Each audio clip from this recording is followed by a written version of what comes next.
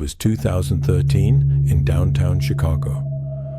One of those cold, gray winters when the wind cuts through your coat like a knife. Elisa had just moved into the Cecil Apartments, a half-renovated building that once served as an old hotel. The rent was cheap, and for a broke college student studying psychology, it was perfect. She was adventurous, bright, and active online, posting about her new place, her late-night walks, and her life in the city. Everything seemed fine at first, but soon, strange things began happening inside the building. Residents whispered about footsteps in the halls when no one was there, doors creaking open by themselves, and whispers drifting through the vents.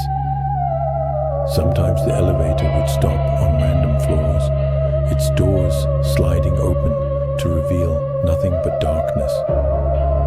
Elisa mentioned odd feelings to her friends, that someone might be watching her. She laughed it off online, but her posts started to sound more nervous. And then, one day, she vanished. 2 weeks later, tenants began complaining that their tap water had turned murky and tasted strange. Maintenance workers went up to check the rooftop water tanks. When they opened one, they recoiled in horror. Inside was Elisa's body, floating lifelessly in the dark water. There were no signs of trauma, no forced entry. The heavy lid of the tank would have been almost impossible for one person to lift.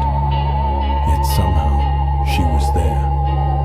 When police reviewed the building's security footage, they found something disturbing.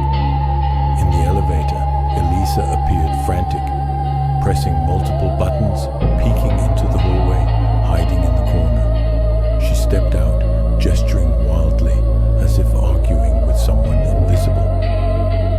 Her hands moved in sharp, jerky motions. The elevator doors opened and closed again and again, but no one else ever entered. Finally, she walked out of frame and disappeared forever.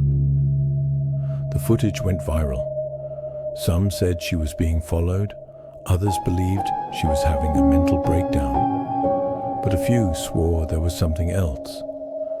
A shadow just beyond the camera's view, something watching. The Cecil Apartments already had a dark past. Years earlier, 2 infamous serial killers, Richard Ramirez, the Night Stalker, and Jack Unterweger, had lived there. Both had taken lives during their stay. Locals claimed the walls themselves held onto those memories, echoing the fear and violence that once filled the rooms. After Elisa's death, residents began reporting more strange occurrences. A woman said her shower water turned black for a few seconds before clearing.